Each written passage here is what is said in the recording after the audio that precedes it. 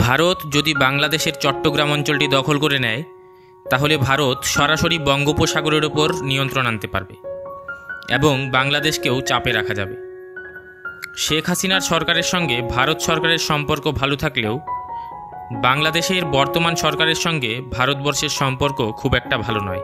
তাই অনেকেরই ধারণা যে ভারত এখন বাংলাদেশের চট্টগ্রাম দখল করতে পারে। আসুন জানা যাক, ভারত কি সত্যিই চট্টগ্রাম দখল করবে? যদি করে তাহলে কিভাবে তা বাস্তবায়ন হবে? যদি হয় তাহলে বাংলাদেশ ও ভারতের কি কি সুবিধা ও অসুবিধা হবে এই ভিডিওতে তা নিয়ে সামান্য আলোচনা করা হবে। বাংলাদেশের অবস্থানের জন্য ভারতের 7টি রাজ্য, যাদের একত্রে 7 সিস্টার্স বলা হয়, সেগুলিকে অনেকটাই বিচ্ছিন্ন মনে হয়। ভারতের অন্যান্য রাজ্য থেকে এই 7টি রাজ্যে যাওয়ার একমাত্র পথ হল শিলিগুড়ি করিডর, যা চিকেন স্নেক নামে পরিচিত। এই জায়গার এমন নাম হওয়ার কারণ হল অত্যন্ত সংকীর্ণ জায়গা। চিকেন স্নেকের সবচেয়ে সংকীর্ণ অংশটি হল মাত্র 17 কিলোমিটার। ভারতের মতো বাংলাদেশের চট্টগ্রাম জেলাতেও চিকেন স্নেকের মতো একটি সংকীর্ণ জায়গা রয়েছে, যার দৈর্ঘ্য মাত্র 25 কিলোমিটার।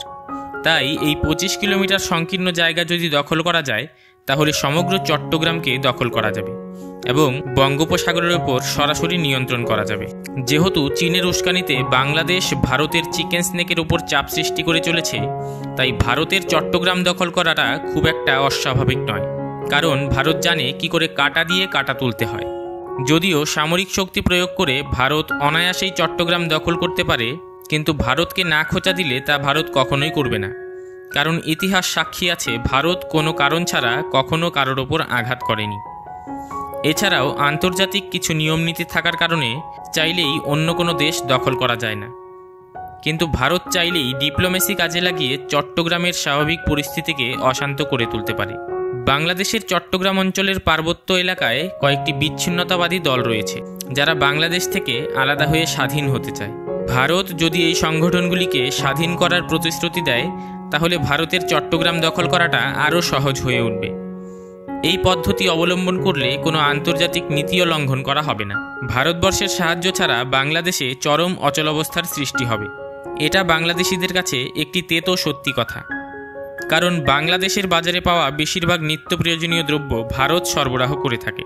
বাংলাদেশের শিক্ষা নেওয়া উচিত চীনের কবলে পড়ে অতীতে শ্রীলঙ্কার কী দুর্দশা হয়েছিল।